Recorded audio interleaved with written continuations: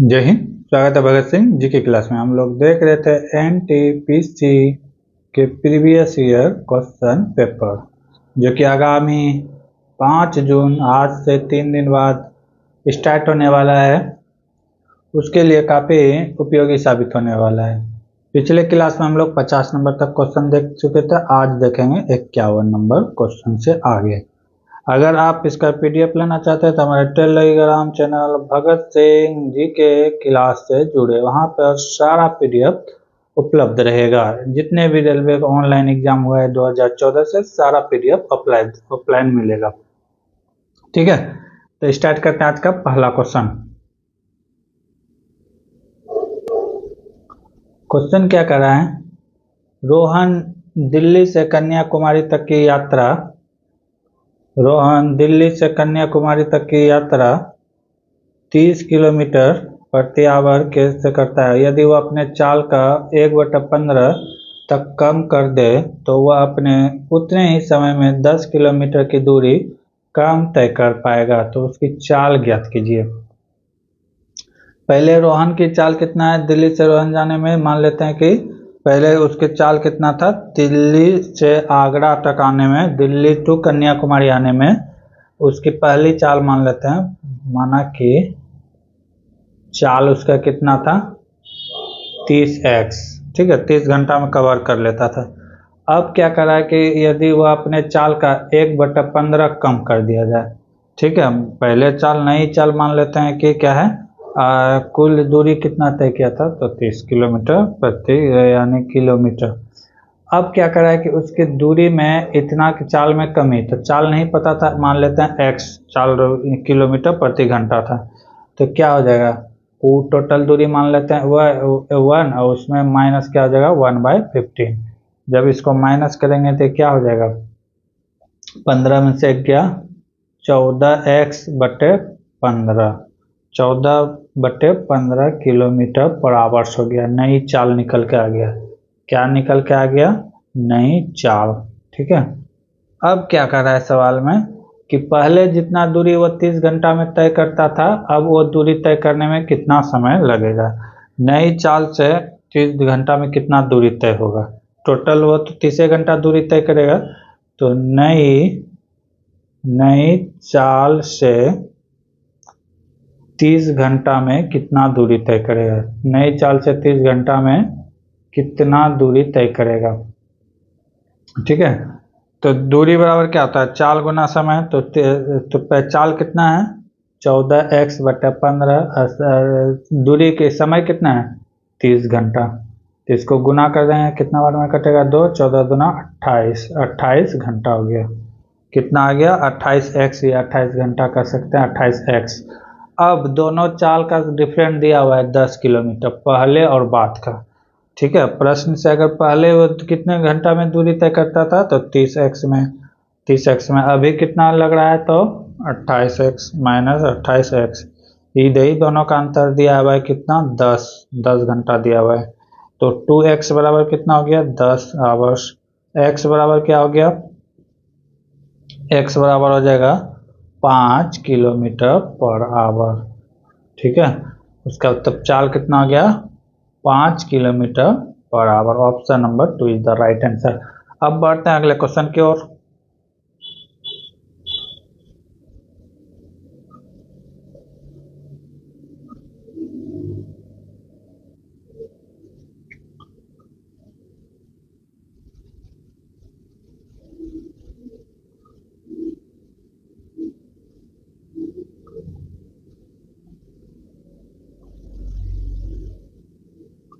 अगला क्वेश्चन है, त्रिभुज ABC में कह रहा है त्रिभुज ABC में कोण ABAC 60 डिग्री है। BAC मतलब ये कोण कितना है तो ये कोण है 60 डिग्री।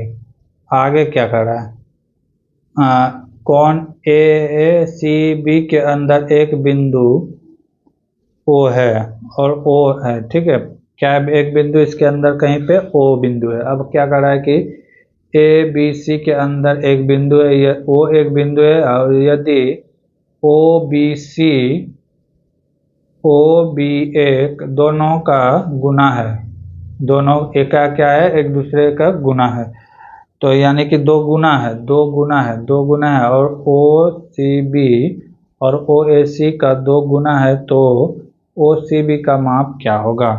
यानी कि इसमें जो कोण बन रहा है, ये जो कोण बनेगा, ये कह रहा है कि ए कोण का दो गुना है, ए वाला कोण का दो गुना है,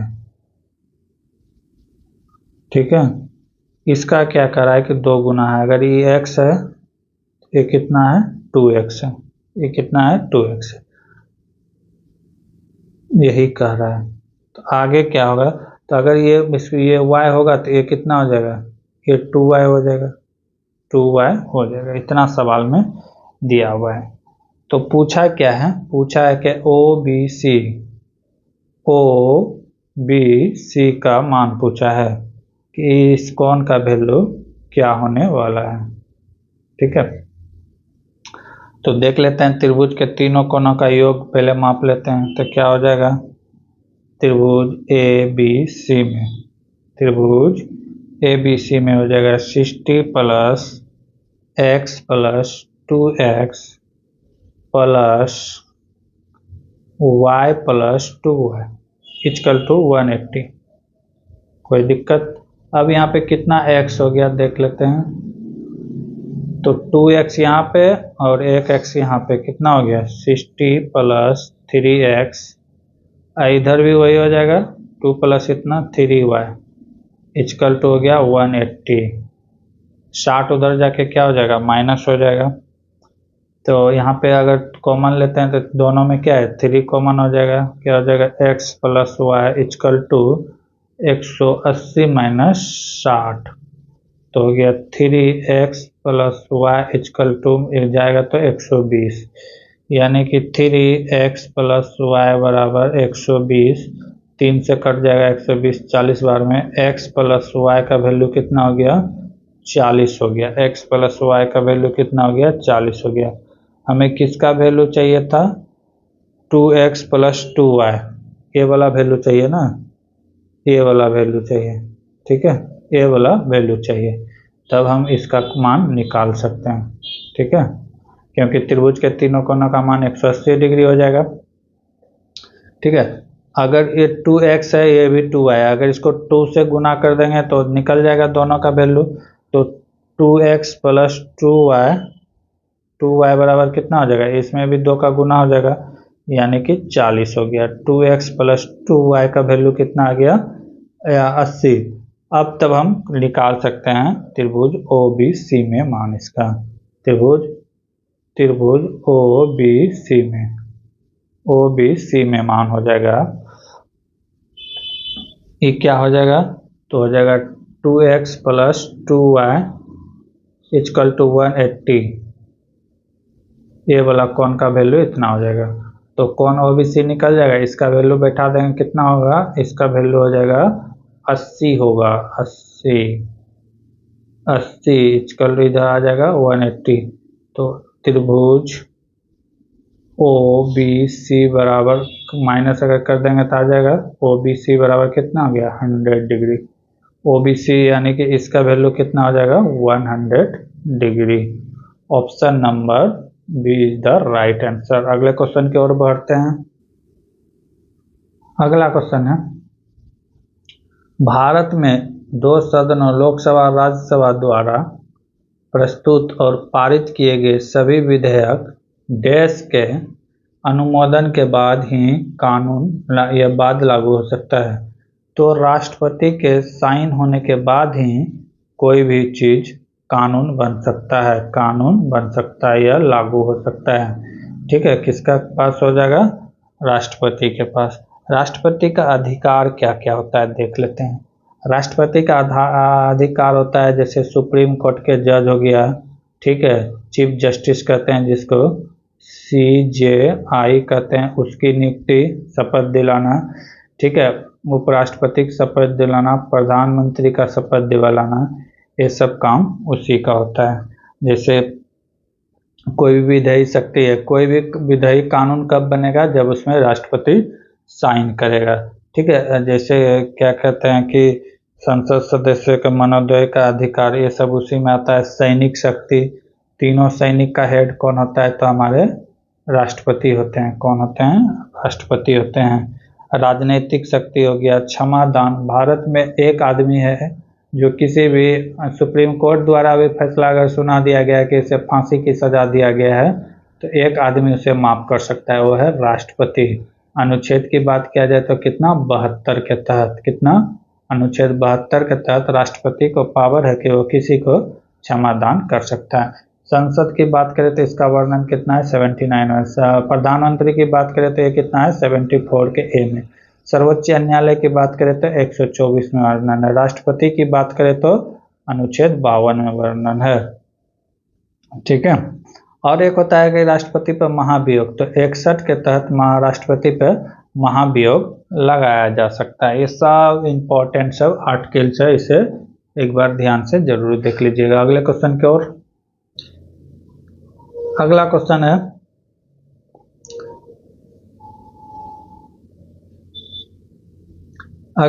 है, एक कुड भाषा में CAR हैव विल को @μh लिखा जाता है, तो उसी में विल आर रेड को सू बी सी म्यू लिखा जाता है। तो आई हैव रेड कार 7 को स्लर लिखा जाता है। तो किस भाषा में विल कार का कोड निम्नलिखित में से क्या होगा? तो ऐसे सवाल को किस तरह बनाएंगे देख लीजिए। क्या कर रहा है कि car have will, car have will को क्या लिखा गया है, @MUH लिखा गया है। उसके बाद क्या लिखा गया है, विल आर रेड, इसको लिखा गया है सू बी म्यू। उसके बाद लिखा है आई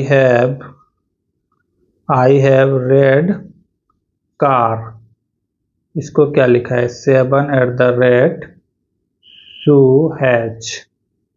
तो पूछा है कि विल कार का क्या होगा, विल कार के लिए कोडिंग क्या आएगा? तो इसमें कोडिंग को यहीं से चुनना पड़ता है।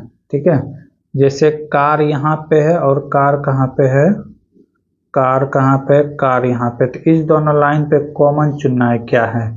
तो इस दोनों कार में हम देख रहे हैं दोनों लाइन में हैच, और हैच यहाँ भी है, यहाँ पे भी है, भी है, भी है। ठीक है। तो इससे क्लियर नहीं होगा। तो अब क्या करने का, हैव के लिए क्या आने वाला है तो देखते हैं। और क्या मिलेगा, जैसे यहाँ पे विल है और यहाँ पे विल है, इस दोनों में कॉमन देखे तो क्या है, इस दोनों में कॉमन म्यू है, यानी कि विल के लिए क्या आ जाएगा कॉमन, विल के लिए आ जाएगा म्यू। हमें जो चीज़ का ज़रूरत है हम वही चीज़ निकालेंगे, म्यू।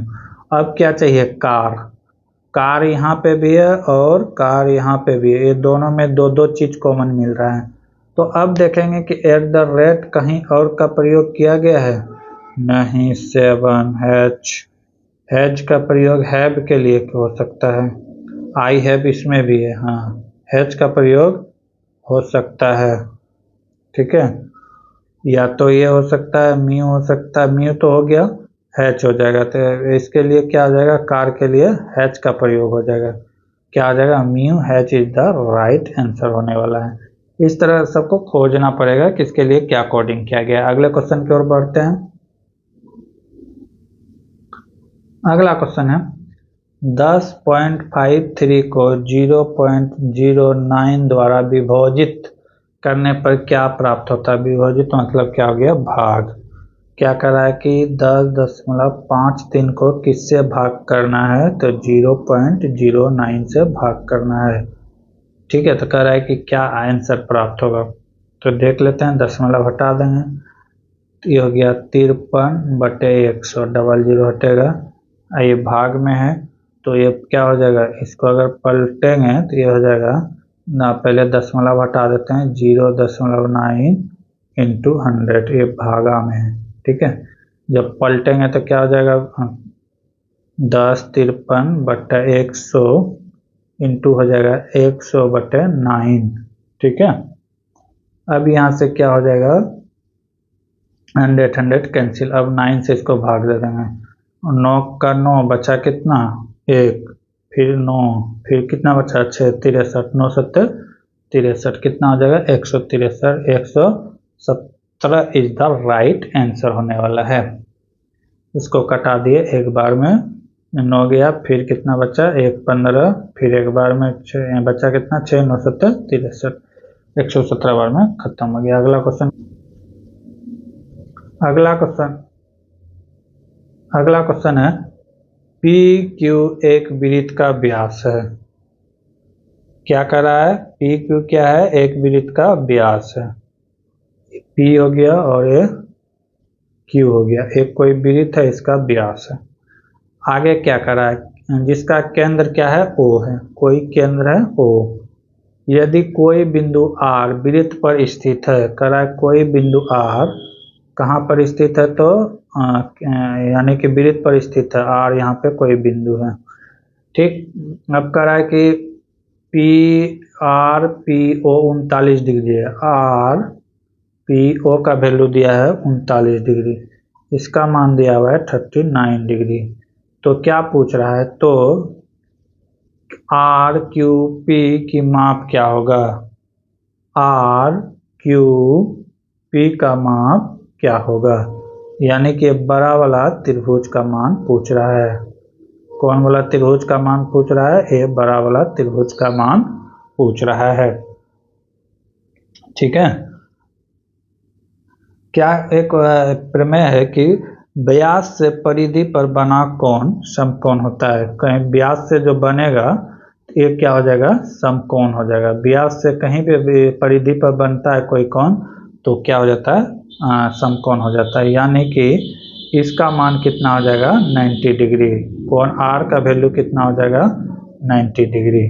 ठीक है, तो अब तो हम आराम से निकाल सकते हैं। तो क्या हो जाएगा, हमें चलना है त्रिभुज पी क्यू आर में, पी क्यू आर में चलना है, बड़ा वाला त्रिभुज में चलना है। ठीक है, तो कोण क्यू का मान पूछा है ना, हमें क्या चीज का मान चाहिए, तो कोण क्यू का मान चाहिए, कोण क्यू का मान चाहिए, इसका मान चाहिए, कोण क्यू का मान चाहिए।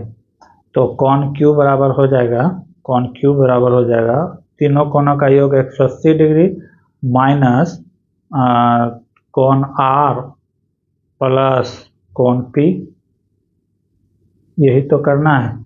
अगर ये बड़ा वाला में एक बार देख लेते हैं, तो ये मान चाहिए, तो ये और इसको जोड़ के घटा देंगे तो ये वाला मान निकल जाएगा। त्रिभुज के तीनों कोनों का मान कितना होता है 180 डिग्री। तो कोण क्यू बराबर हो जाएगा 180 माइनस आर का वैल्यू है 90 और पी का वैल्यू है 39 प्लस 39, दोनों को जोड़ देंगे तो कितना हो जाएगा, कोण क्यू बराबर हो जाएगा 180 माइनस ये हो जाएगा, जब माइनस करेंगे तो 129 हो जाएगा, 129। तो 180 में 129 चला जाएगा तो कितना आ जाएगा 51, 51 इज द राइट आंसर। कितना कोण बनने वाला है, 151 डिग्री का कोण बनने वाला है। अब बढ़ेंगे अगले क्वेश्चन की ओर, अगले क्वेश्चन की ओर बढ़ते हैं। अगला क्वेश्चन है डैश में स्थित चैलेंजर द्वीप को पृथ्वी का सबसे गहरा बिंदु माना जाता है। अगर जावा द्वीप की बात करें तो जावा द्वीप या इसको कहते हैं सुंडा, इसी को क्या कहते हैं सुंडा द्वीप, ये कहाँ है, तो ये है हिंद महासागर में। कहाँ है, हिंद महासागर में है। इसकी गहराई की बात किया जाए तो इसकी गहराई है 2725 मीटर। ठीक है, उसके बाद पिट्रो रिको खाड़ी की बात किया जाए, पिट्रो रिको खाड़ी की बात किया जाए तो ये कहाँ है, उत्तरी अटलांटिका में है। कहाँ है, उत्तरी अटलांटिका में है। इसकी गहराई की बात करें तो 8605 मीटर है। कितना है 8605। अगर हम मरियाना खाड़ी की बात करें तो सबसे ज़्यादा गहराई इसी का है। ये कहाँ है, तो प्रशांत महासागर में। कहाँ है, प्रशांत महासागर में। इसकी गहराई की बात करें तो 11,022 मीटर है। 11,022 मीटर है। विश्व की अभी तक ज्ञात सबसे गहरा बिंदु यही है, मरियाना खाड़ी। ये कहाँ पे है? तो प्रशांत महासागर में। इसकी लंबाई कहता है कि हिमालय से भी ज़्यादा है। हिमालय की लंबाई कितना 8,850 मीटर है, जबकि कितना है 11,022 मीटर है। तो सबसे ज्ञात अभी बिंदु यही है, ठीक है, जो कहाँ है? प्रशांत महासागर में। ठीक है, बढ़ते हैं अब अगले क्वेश्चन की ओर। और एक खाली की बात कर ले, टोंगा खाड़ी, टोंगा यानी कि गर्त, ये कहाँ है? तो ये दक्षिण प्रशांत महासागर में है। कहाँ है? दक्षिण प्रशांत महासागर में है। जिसकी गहराई कितना है? तो 8,000 नहीं, इसकी गहराई है 10,880। कितनी गहराई है? 10,880 मीटर है। सेकेंड हाईएस्ट अब यही हो जाएगा, टोंगा गर्त, दक्षिण प्रशांत महासागर में है। अब बढ़ते हैं अगले क्वेश्चन की ओर। अगला क्वेश्चन है, दिया गया है कि त्रिभुज ABC सर्वांशंग है त्रिभुज DEF का। क्या करा है? त्रिभुज ABC सर्वांशंग है किसका? त्रिभुज DEF का। करा कि यदि BC बराबर दिया हुआ है 12.5, यानी कि इसका मान कितना दिया हुआ है? 12.5। आगे क्या करा? EF बराबर 10, EF बराबर 10 दिया हुआ है। तो कह रहा है कि त्रिभुज ABC और DEF का क्षेत्रफल का अनुपात क्या होगा? किसका? त्रिभुज ABC और त्रिभुज DEF का क्षेत्रफल का अनुपात क्या होगा? तो जो दिया है लिख लेते हैं। क्या दिया हुआ है? BC क्या आ जाएगा? BC बटे EF, BC बटे EF इसका होल स्क्वायर।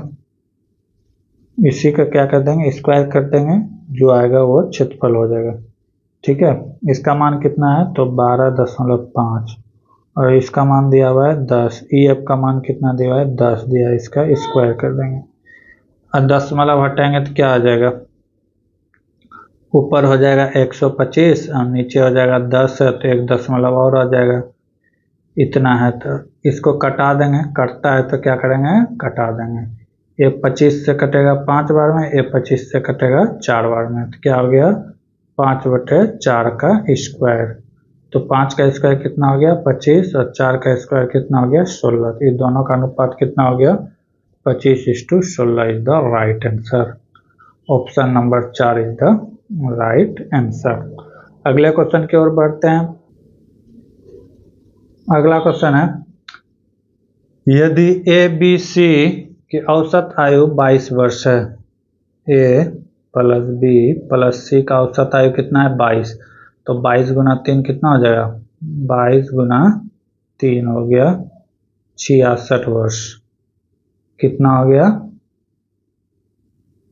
66। अब क्या करा है? BC की औसत आयु 25 वर्ष है, B + C तो कितना हो गया? 50। तो A का निकल जाएगा, इसमें अगर इसको घटा देंगे तो A का निकल जाएगा। तो 50 में से 66 में से 50 घटा देंगे, कितना हो जाएगा? 16। तो A का उम्र कितना हो गया? 16 वर्ष। अब क्या कर रहा है क्वेश्चन में? 9 वर्ष बाद A की आयु कितना होगा? तो इसमें क्या हो जाएगा? 9 वर्ष जोड़ देंगे तो 25 और 9 16 कितना हो गया? 9 और 16 हो गया 25 वर्ष। तो कितना उम्र हो जाएगा? 25 वर्ष। Option number 4 is the right answer. अब बढ़ते हैं अगले क्वेश्चन की ओर। अगला क्वेश्चन है, 2019 में निम्नलिखित में किस रोग के लिए US FDA ने पहली वैक्सीन डेंगवैक्सिया का मंजूरी दिया है? तो इसके नाम से ही लगता है कि ये डेंगू का हुआ। तो इसका राइट आंसर क्या हो जाने वाला है? Dengue is the right answer. हम लोग बढ़ते हैं अगले क्वेश्चन की ओर। अगला क्वेश्चन है, भारतीय संविधान के अनुसार पंचायत सदस्य होने के लिए न्यूनतम आयु कितना होना चाहिए?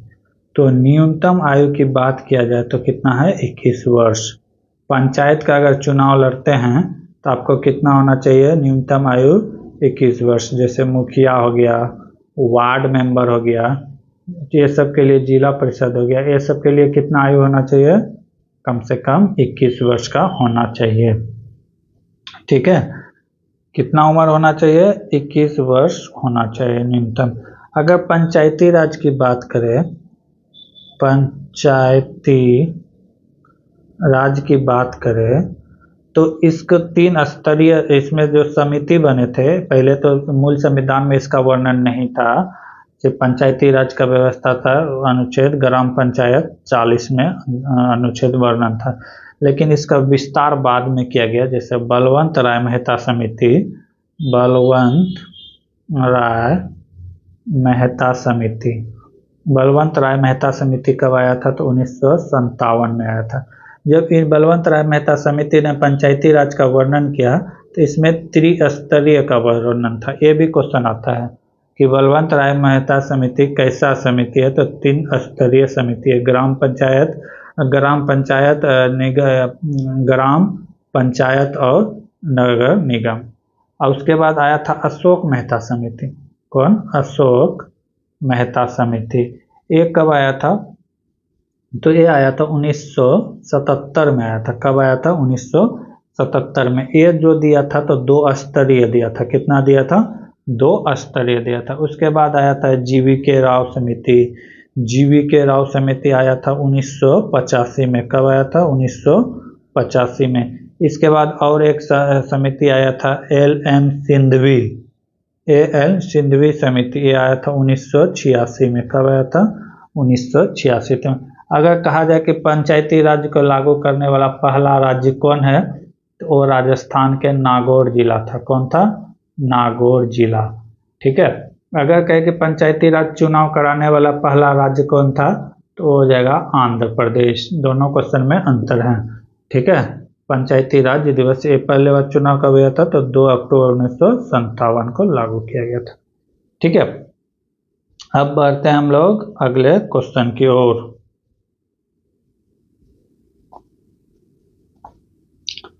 अगला क्वेश्चन है, निम्नलिखित में कौन सा स्वतंत्रता सेनानी का संबंध काकोरी रेल डकैती कांड से नहीं है।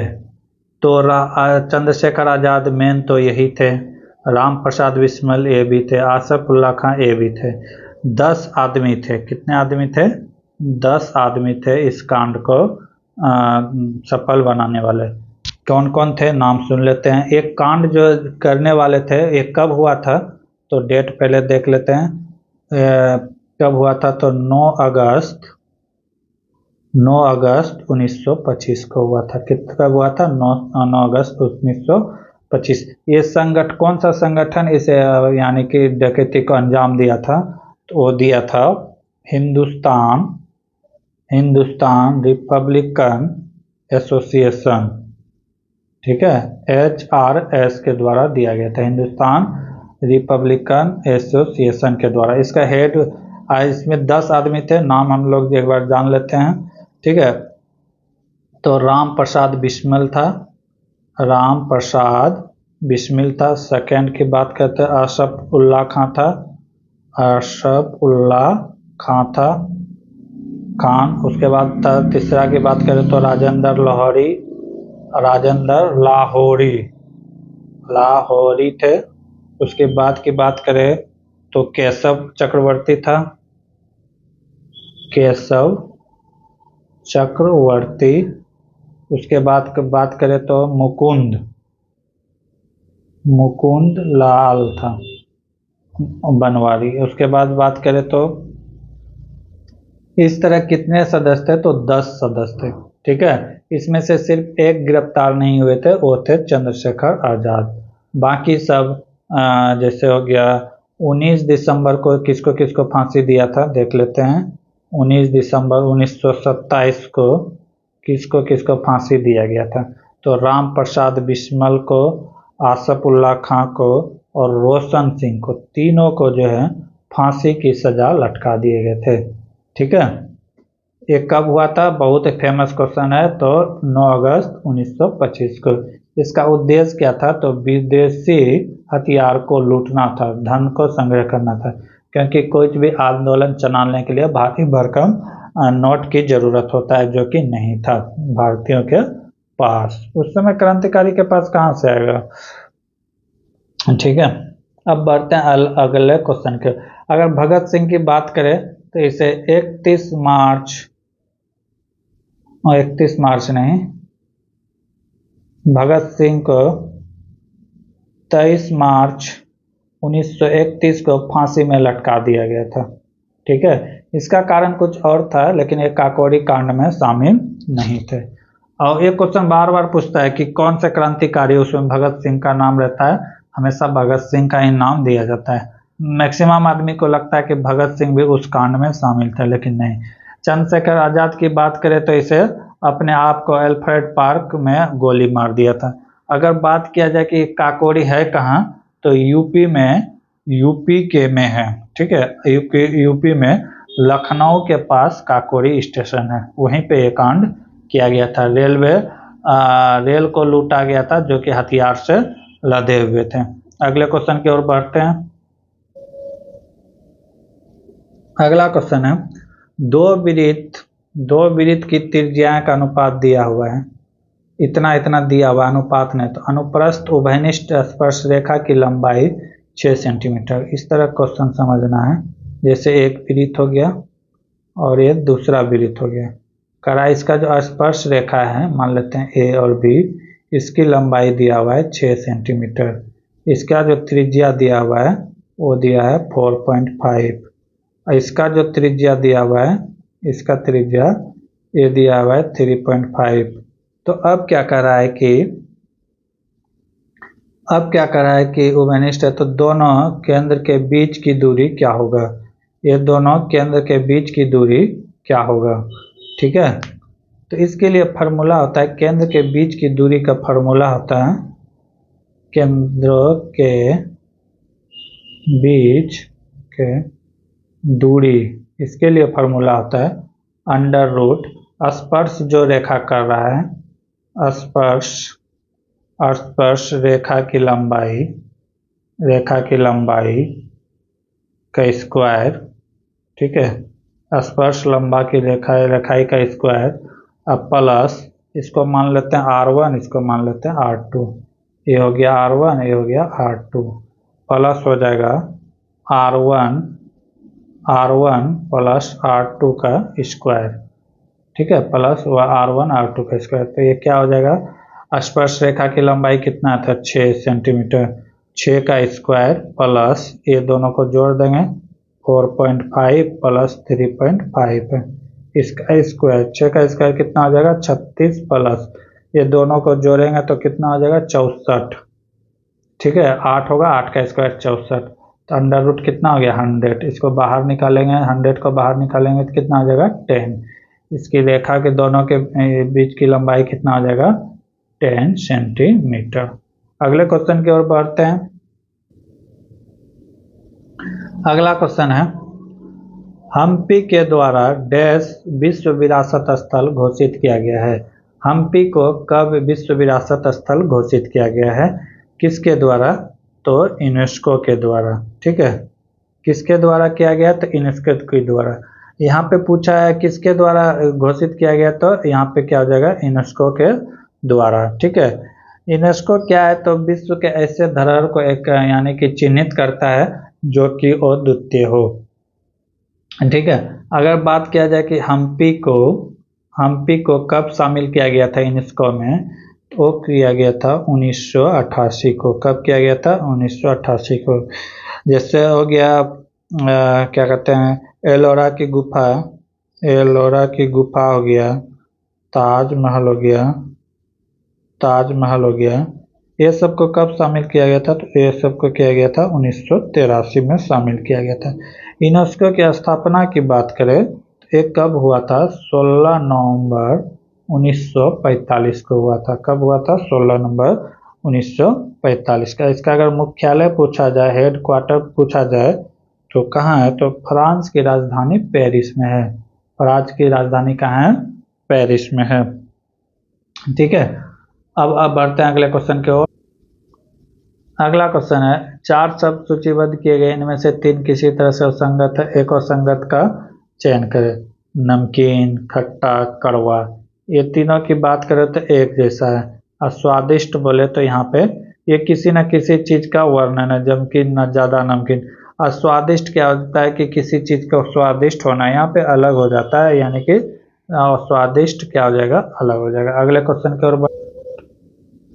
अगला क्वेश्चन है, विश्व व्यापार संगठन WTO वर्ल्ड ट्रेड ऑर्गेनाइजेशन की स्थापना कब हुआ था?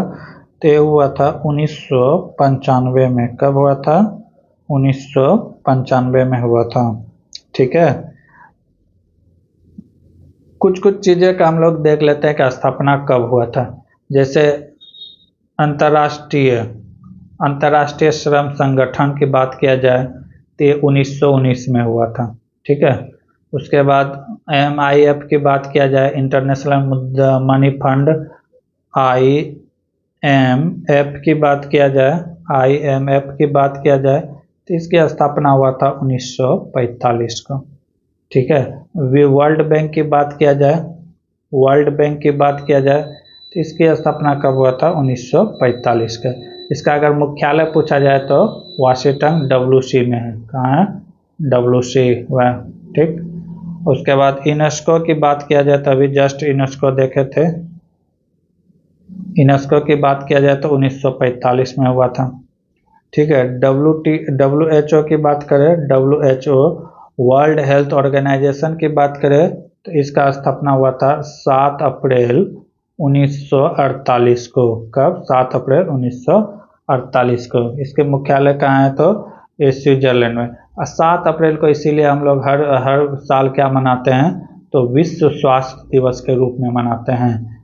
विश्व स्वास्थ्य दिवस के रूप में मनाते हैं हर एक वर्ष। क्यों मनाते हैं? क्योंकि इसी दिन WHO वर्ल्ड हेल्थ ऑर्गेनाइजेशन का स्थापना हुआ था। अब बढ़ते हम लोग अगले क्वेश्चन की ओर। अगला क्वेश्चन है, इनमें कौन सा एक देश भूतपूर्व USSR का हिस्सा नहीं है? ठीक है, तो USSR का जो इसमें जो अभी है 15 देश हैं। कितने हैं? 15 देश समाजवादी टाइप के हैं, समाजवादी टाइप के हैं। ठीक है, वो कौन कौन से देश हैं जो जो शामिल है देख लेते हैं, वो इसमें से छांट लेंगे। रूस है, जॉर्जिया है, रूस हो गया, जॉर्जिया हो गया, यूक्रेन है। ठीक है, मालडोवा है। कौन है? मालडोवा। उसके बाद बेलारूस है। उसके बाद अर्मेनिया है। कौन है? अर्मेनिया। उसके बाद की बात करें तो अजरबैजान है। ठीक, कजाकिस्तान है, उज्बेकिस्तान है, तुर्कमेनिस्तान है, किर्गिस्तान है, तजाकिस्तान है और लातविया है। ठीक है, थुनिया, एस्टोनिया है। तो ये सब इसके 15 सदस्य थे। इनमें से एक नाम नहीं आया है, वो है फिनलैंड नहीं है, यानी कि इसका सदस्य नहीं है। रसिया है, जॉर्जिया है, मालदोज है, ये सब इसका सदस्य है। अगर पूछा जाए कि यूएसएसआर का विघटन कब हुआ था या विभाजन कब हुआ था, तो हुआ था 1991 में। कब हुआ था? 1991 में। अगले क्वेश्चन की ओर बढ़ते हैं। अगला क्वेश्चन है, 4 अक्षर समूह सूचीबद्ध किया गया है, इनमें से 3 किसी तरह से असंगत है, एक असंगत है, तो असंगत का चयन करें। तो असंगत इसमें से चुनना है कि असंगत कौन सा है। समझ में नहीं आ रहा है क्या करना है? तो क्या करना है, सबका फेस वैल्यू लेके जोड़ देना है। जैसे N हो गया, A हो गया, फिर R हो गया, D हो गया, उसके बाद है PWTS, उसके बाद है AUEQ, उसके बाद है CPGL, सबका फेस वैल्यू को मान बैठा देना है कि कितना कितना होता है। ए का बात करें तो 14 होता है, ए का बात करें तो 1, आर का 18 और इसका 4, पी का बात करें तो 16, डब्लू का बात करें तो 23, टी 20 और एस होता है 19। उसके बाद ए 1, यू की बात करें तो 21, ई की बात करें तो 5, क्यू की बात करें तो 17, सी 3, पी 16, जी 7, एल 12। तो कुछ पता ही नहीं चल रहा है, तो क्या करेंगे, सबको जोड़ देंगे, सबका जितना का वैल्यू आ रहा है सबको क्या करेंगे, जोड़ देंगे। किसी न किसी तरह तो पता चलाना पड़ेगा कि क्या हुआ है।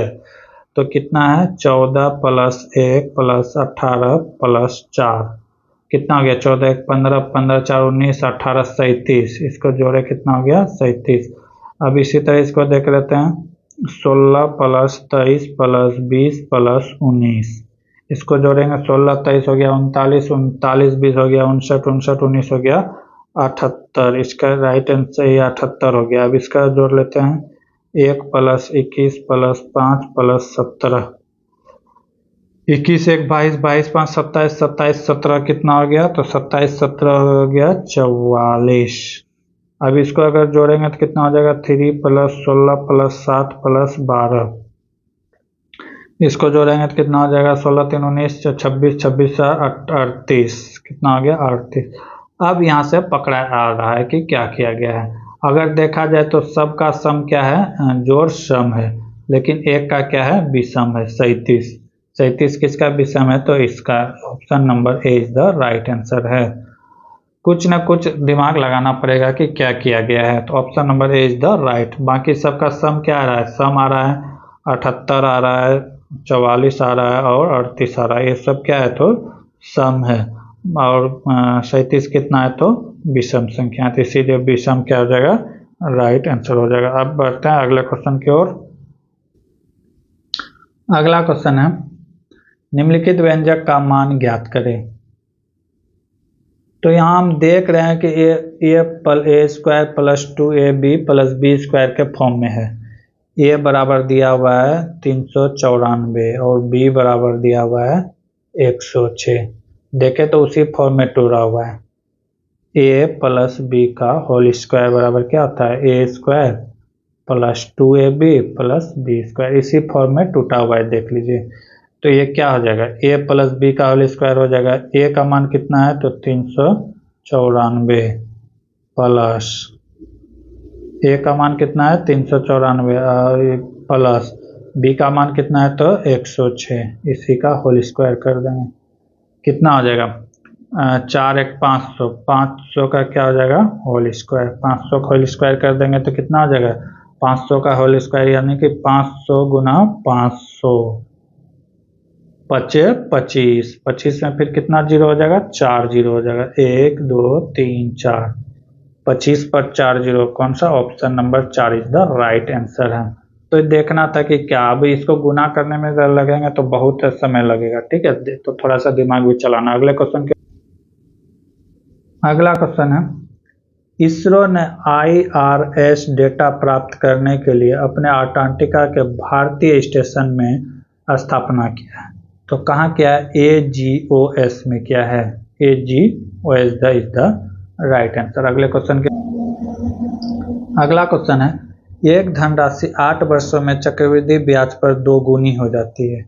क्या कह रहा है कि 8 वर्ष में कितना हो जाता है, 2 गुना हो जाता है। तो पूछता है कि कितने वर्षों में यह स्वयं का 4 गुना हो जाएगा।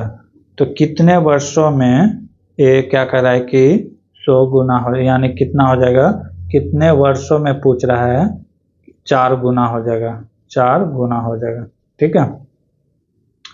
तो देखेंगे कि 2 गुना होने में कितना समय लगा, 2 गुना होने समय लगा 8 वर्ष, ठीक। अब हमें कितना, यानी कि कितना समय लग गया, 8 वर्ष, कितना गुना होने में, 2 गुना होने में, ठीक है। तो हमें कितना, तो 2 गुना होने में 8 वर्ष लगा, तो हमें कितना गुना चाहिए, 4 गुना चाहिए। तो 4 गुना का मतलब हो गया कि 2 पर पावर कितना डालेंगे, यह कर लेते हैं 2 पर पावर n, ठीक है। 2 पर पावर n होने में कितना, जो इसमें पावर होगा इसमें समय के साथ गुना होगा, n का साथ गुना होगा। तो कितना पावर 4 चाहिए, 4 गुना होने के लिए चाहिए, तो 2 पर पावर n का वैल्यू क्या रखेंगे, तो 2। तो 2 पर पावर 2 ये हो गया 4, तो n के साथ भी क्या हो जाएगा, 2 का गुना हो जाएगा, 8 गुना 2 यानी कि 16 वर्ष लगेगा। कितना टाइम लगेगा, 16 वर्ष लगेगा 2 गुना होने में। ठीक है, अब बढ़ते हैं अगले क्वेश्चन की ओर। एक कब लागू होगा, जब ब्याज चक्रवृद्धि ब्याज पर रहेगा। कब चक्रवृद्धि ब्याज पर रहेगा तब लागू होगा। ठीक है, ये वाला फार्मूला एन स्क्वायर वाला फार्मूला कब लागू होगा, जब CI रहेगा, CI नॉट SI। ओके, इस बात में आप लोग ध्यान दीजिएगा। अगले क्वेश्चन की ओर बढ़ते हैं। अगला क्वेश्चन है, निम्नलिखित में किसे 2019 में विदेशियों से प्राप्त किया जाने वाला मोरक्को सर्वोच्च नागरिक सम्मान से सम्मानित किया गया। तो उस समय भारत के कौन थे राष्ट्रपति, प्रतिभा सिंह पाटिल को दिया गया है। किसे, प्रतिभा सिंह पाटिल को दिया गया है। मुखर्जी की बात करें तो ये विदेश मंत्री थे कांग्रेस के समय में। नरेंद्र मोदी जान रहे हैं कि भारत के वर्तमान में कौन है, तो प्रधानमंत्री है। ये तीसरी बार मोदी सरकार आ गया है। ठीक है, अमिताभ बच्चन तो जानते हैं कि एक फिल्म अभिनेता है। अगले क्वेश्चन की ओर बढ़ते हैं।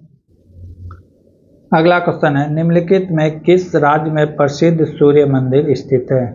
सूर्य मंदिर की बात करें तो ये कहाँ है, ओडिशा में है।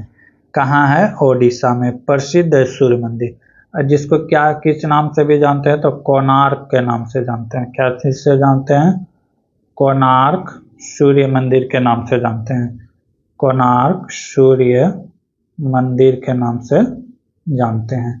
और सूर्य मंदिर है जैसे, ठीक है, अगर ये कोणार्क सूर्य मंदिर का निर्माण की बात कराया जाए तो ये किसने किया था, तो नरसिंह देव। किसने, नरसिंह देव ने करवाया था। नरसिंह देव ने करवाया था। ठीक है, और एक और सूर्य मंदिर है मार्तंड सूर्य मंदिर।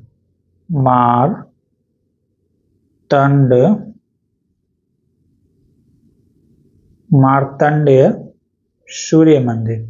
इसकी बात करें मार्तंडेय सूर्य मंदिर के बाद, तो ये किस यानी में है, तो ये जम्मू एंड कश्मीर में है।